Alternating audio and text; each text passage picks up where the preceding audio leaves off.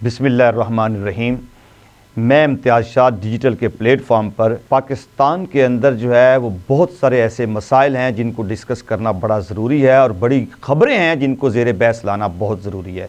पाकिस्तान के अंदर इस वक्त जो है वो 3 पैराओं पर बात हो रही है। एक तो अदालतों के अंदर मामलात चल रहे हैं और एक मामलात जो हैं वो अवामी सतह पर चल रहे हैं जो अवाम में डिस्कस हो रहे हैं और एक मामलात जो है वो किसी गैबी मकाम पर चल रहे हैं। ये 3 ऐसे पहलू हैं, 3 ऐसे मकामात हैं जहाँ पर बात हो रही है। कभी कभार यूँ लगता है कि अदालतों के अंदर जो है वो एक ख़ास जमात को फ़ायदा हो रहा है और अगले ही लम्हे मालूम होता है कि वो ख़ास जमात जिसको अदालतों में फ़ायदा हो रहा है अवाम के अंदर उसको रुसवाई हो रही है। और उसी लम्हे पता चलता है कि जिसको अवाम में रुसवाई हो रही है, जहाँ गैबी मकाम है, वहाँ पर उस बंदे को फ़ायदा पहुँचाने के लिए पूरी कोशिशें की जा रही हैं। लेकिन एकदम अगर लगता है कि एक पार्टी को अदालतों के अंदर उनको कोई रिलीफ नहीं मिल रहा है या उनके केसेस सही तरह से नहीं देखे जा रहे हैं या फीलिंग्स ऐसी आती हैं, लेकिन वो जमात जो है जब वो अवाम में आती है तो वो मकबूल तरीन जमात नज़र आती है। और अगर गैबी मकाम पर जब हम देखते हैं तो वहाँ पर उसका कोई नामो निशान नहीं होता। यानी इसका मतलब ये हुआ कि पाकिस्तान के अंदर जो है वो मकबूलियत की कोई अहमियत और वक़्त नहीं है। अगर कोई शख्स अवाम में मकबूल है, अवाम उसे चाहती है, इस हवाले से कोई वक़्त नहीं है जब तक उसकी कबूलियत नहीं होती। और कबूलियत कहाँ होना ज़रूरी है? वो गैबी मकाम पर कबूलियत होना ज़रूरी है। तो वहाँ पर जब आपकी कबूलियत नहीं है तो फिर इतने मकबूल तरीन होने का भी कोई फ़ायदा नहीं है। पाकिस्तान तहरीक इंसाफ जो है वो इस वक्त बिखरी हुई है। उसके कैंडिडेट्स जो हैं उनके कागजात जो हैं वो रिजेक्ट होते हैं, फिर वो ट्रिब्यूनल में जाते हैं, कुछ के एक्सेप्ट होते हैं। जिनके एक्सेप्ट हो रहे हैं उन्हें मालूम नहीं होता कि अगले लम्हे हमारे फिर जो है वो रिजेक्ट ना हो जाएं। और फिर ऊपर से उनके पास सिंबल भी मौजूद नहीं है, वो उनके पास बल्ले का निशान भी मौजूद नहीं है। वो कानूनी लड़ाई भी लड़ती हुई नजर आ रही है। और अवाम के अंदर बहरहाल एक फ़ायदा ये हुआ, इमरान खान ने जो आर्टिकल लिख दिया उस आर्टिकल के बाद ख़ास तौर पर अवाम के अंदर जो है वो एक जज्बा पैदा हो गया कि अगर हमारा लीडर बैठकर हमारे लिए लड़ रहा है और जेल के अंदर भी लड़ रहा है तो फिर यकीनी बात है कि अवाम उसके साथ खड़ी हो जाती है। ये एक फ़ायदा हुआ कि अवाम में उन्हें कंपेन करने की ज़रूरत नहीं पेश आती है। लेकिन असल गलती कहाँ पर हुई है? एक चीज़ जो देखने वाली है, पूरे पाकिस्तान में रात को इंटरनेट जो है वो एक तो वो डाउन कर दिया गया और दूसरा जितनी भी सोशल मीडिया ऐप्स हैं उन सब को बंद कर दिया गया। और वजह क्या बनी? वजह यह बनी कि पीटीआई वालों ने जो है वो मैराथन करवाई, उसमें फंडिंग के हवाले से थे, लोगों के साथ इंटरेक्ट कर रहे थे, तो उन्होंने उस वक्त सोशल मीडिया ऐप सारी की सारी क्लोज़ कर दी, बंद कर दी, या उनका नेट जो है उसका सिस्टम जो है वो डाउन कर दिया। अब उससे जिसको नहीं भी पता था, जो हिस्सा नहीं भी ले रहा था, उसे भी मालूम हो गया कि इस वजह से ये बंद हुआ। तो पाकिस्तान के अंदर जो हमारे फैसला कुन कुव्वतें बैठी हुई हैं वो बाज़ वक़्त ऐसी ऐसी गलतियां कर जाती हैं जिससे मुल्क को भी नुकसान हो जाता है, लेकिन इमरान खान को कोई नुकसान नहीं हो रहा। यानी आप देखिए कि इलेक्शन कमीशन जो है उन्होंने जब इमरान खान के ऊपर फ़र्द जुर्म आयद करनी थी अडियाला के अंदर, तो वो जब मेम्बरान बैठे हुए थे तो इमरान खान ने वहाँ पर कह दिया कि मैं आपके चेहरे भी जानता हूँ, मैं आपकी शक्लें भी जानता हूँ, मैं आपके नाम भी जानता हूँ, और जब मैं इक़्तिदार में आऊँगा तो मैं आप पर आर्टिकल 6 लगाऊँगा। यानी ये वो जुमले बोल दिए और ये किसी तरह से खबर लीक करवा के अगले दिन पाकिस्तान के लीडिंग अखबारात के अंदर ये खबर लगवा दी।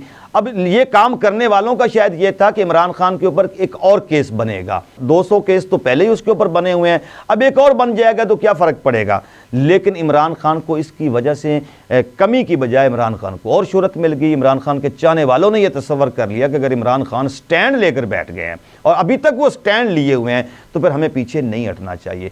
यही वो वजह है कि इमरान खान जो है उसने फिर आर्टिकल लिख दिया। अब कौम जो है उसके अंदर एक जो है वो जज्बा पैदा हो गया कि अगर हमारा लीडर इस तरह से लगा हुआ है और स्टिल लगा हुआ है, हर चीज़ का वो मुकाबला कर रहा है, तमाम तर सख्तियों को वो तोड़ कर आगे बढ़ रहा है, तो फिर अवाम जो है वो उसके साथ खड़ी हो जाती है। अगले लम्हे सोशल मीडिया पर इधर हमें देखने को मिलता है कि वो जो लोग लीडरान छुपे हुए होते हैं वो भी वाज़े तौर पर सामने आ जाते हैं। तो अगर पाकिस्तान को हमने किसी दुरुस्त सीमत की तरफ लेकर जाना है तो ठीक है, जो 9 मई के वाक़यात से जुड़े हुए लोग हैं उन्हें आप ज़रूर पनिश कीजिए, उन्हें होना भी चाहिए ताकि नेक्स्ट किसी की जुर्रत ना हो कि वो पाक फ़ौज की तनसीबात की तरफ मैली आंख से भी देख सके। लेकिन जो इस चीज़ में मुलव्वस नहीं है उन्हें मौका देना चाहिए। एक लेवल प्लेइंग फील्ड के हवाले से भी भी सुप्रीम कोर्ट के अंदर बात हो रही है और वहाँ भी ये बताया जा रहा है कि हमें लेवल प्लेइंग फील्ड नहीं मिलती है, तो थोड़े लम्हे के लिए देख लिया जाए कि उनकी बात सुन ली जाए कि अगर उन्हें लेवल प्लेइंग फील्ड नहीं मिल रही है तो वो चीज़ें उन्हें फराहम कर दी जाएं। इस वक्त वैसे तो मुल्क के अंदर जो है वो सियासी तौर पर हमें कोई ऐसी चीज़ नज़र ही नहीं आ रही है कि मुल्क में कोई सियासी माहौल हो, कोई गहमा गहमी हो जैसे इलेक्शनों में हुआ करता है। पहली दफ़ा ऐसा हो रहा है कि इलेक्शन की बजाय ये कोई मातमी सा माहौल बना हुआ है, कहीं कोई खुशी कोई माहौल ऐसा है ही नहीं, हर तरफ मातम ही मातम है। यानी उन कैंपों में देखो जिनको कहा भी गया है कि आप वज़ीर आज़म पाकिस्तान है, वहाँ पर भी मातम छाया हुआ है, वहाँ पर भी परेशानियाँ हैं, वहाँ पर भी अजीब सी एक माहौल बना हुआ है कि वो लोग जो हैं वो ये समझ नहीं पा रहे हैं कि हम खुशी के लिए हंसना शुरू कर दें या गम में रोना शुरू कर दें। क्यों? उसकी वजह यह है कि सबको पता है कि हम किस मनसूबाबंदी के तहत आए हुए हैं, अगर इलेक्शन ना हुए तो हमारा बहुत बड़ा नुकसान हो जाएगा। लेकिन इमरान खान जो है उसको मालूम है कि हर दो सूरत में उसे कामयाबी मिलेगी क्योंकि अवाम उसके साथ खड़ी हो गई है। लेकिन अब अवाम के भी कुछ मामलात हैं। अगर अवाम अपने दुख रोती है, कोई परेशानियां बयान करती है कि इन इन चीज़ों का हमें सामना है, ये हमारी मुश्किलात हैं, इनको फोकस किया जाए तो बताया जाता है कि 8 फरवरी के इलेक्शन का इंतज़ार किया जाए। 8 फरवरी के जब इलेक्शन हो जाएंगे, अवामी हुकूमत कायम हो जाएगी, वो खा किसी की भी हो, और वो अवामी मसाइल को हल करेगी। लेकिन उसके साथ साथ ये रूमर्स फैलाना शुरू कर देते हैं कि 8 फरवरी को इलेक्शन नहीं होंगे। अगर आप इन रूमर्स का सहारा लेंगे तो फिर यकीनी बात है अवाम के अंदर जो है वो एक इंतहाई परेशानी की लहर दौड़ जाएगी। रूमर्स आप इस तरह से फैला देते हैं कि कभी आप जो है वो सेनेट के अंदर से करारदाद पास करवा लेते हैं, कभी मौलाना फजल रहमान बयान दे देता है, कभी कहीं से कोई बयान आ जाता है, और अवाम जो है वो फिक्र में चली जाती है कि ये क्या हो रहा है, अगर इलेक्शन नहीं होंगे तो फिर हमारे मसाइल कौन हल करेगा। तो बहरहाल पाकिस्तान की आवाम के मसाइल अगर नहीं आप हल करना चाहते हैं तो पाकिस्तान कैसे आगे बढ़ेगा। पाकिस्तान माशी तौर पर पहले ही मफलूज हो चुका है, सियासी तौर पर भी इंतहाई बुरी हालत में चला गया है, क्योंकि अखलाकी तौर पर भी पाकिस्तान जो है वो पस्ती की तरफ जा चुका है। इन तमाम चीज़ों को अगर हम देखते हैं तो फिर पाकिस्तान का कौन पुरसाने हाल होगा।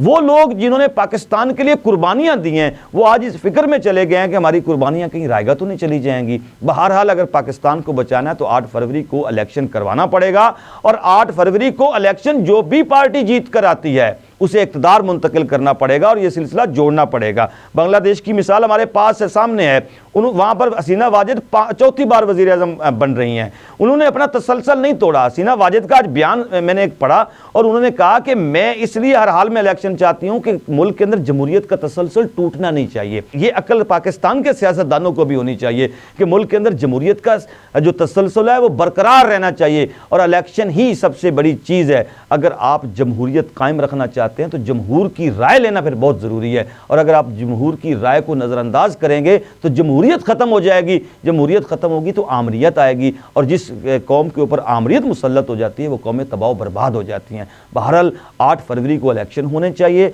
और हम सब को अपना हक़ राय दही जो है उसका इस्तेमाल करना चाहिए। अपना अपने गिरदो नवा का ख्याल रखिएगा। इम्तियाज़ शाद को इजाज़त दें। पाकिस्तान पाइंदाबाद।